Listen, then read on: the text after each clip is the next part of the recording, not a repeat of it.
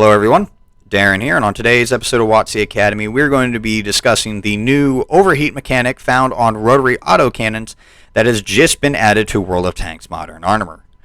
So jumping right into it, the overheat mechanic is a new weapon mechanic that adds diversity and balancing factors for vehicles with higher rates of fire. The number of rounds you can shoot is controlled by the overheat mechanic instead of traditional reload mechanics. This means that vehicles will have a continuous supply of ammunition and ammo is not separated into smaller clip sizes. If your tank can carry 2,800 rounds of AP ammunition, all 2,800 rounds will be in a single clip, and you will reload only if you switch ammo types. It is important to note that not every rotary autocannon vehicle will use the overheat mechanics. Now, there are three main components to the overheat mechanics that you'll notice during your gameplay. The first one is barrel effects. Shooting will cause your barrel to heat up. You'll be able to see this visually and audibly as your barrel will begin to glow orange the hotter it gets, and you'll also hear an audible sizzle noise as the heat builds.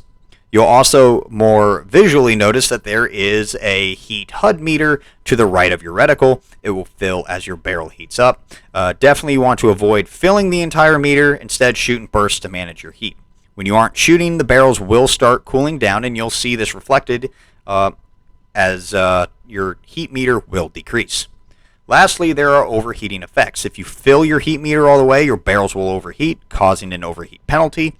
During this penalty period, you cannot fire and your barrels will not cool down. The overheat penalty will vary per tank based on balancing and tuning, and overheat icons will appear over your ammunition panel, and an audible sizzle sound will play along with smoke coming from the barrels while overheated.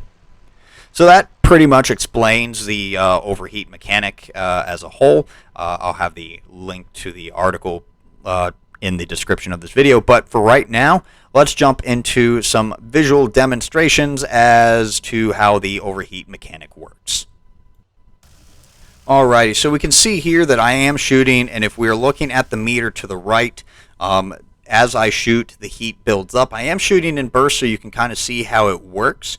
The first level is white, and then the more you shoot, you will go into the orange. The second heat level, there's no official terms to what these levels are, but the more you shoot, the hotter it will get here. And again, I'm just going to shoot a little bit here for you to see how the heat builds.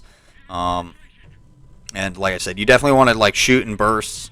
How much of that burst is going to be up to you, but definitely you do not want to go into the third overheat level here. Now,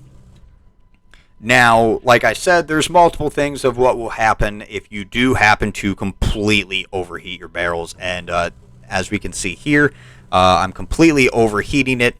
My barrels do start to glow orange. There is smoke. We do see that my overheat bar is completely orange red, and I do have a thermometer, flashing thermometer symbols over my ammunition, and I can't fire until it starts to cool down, and we can see that it's doing that right now. I am going to let it cool down all the way, and then do it again for you guys to see. Instead of from a first-person point of view, you're going to see it again from a third-person point of view, and just so that way you can kind of see the effects from both points of view.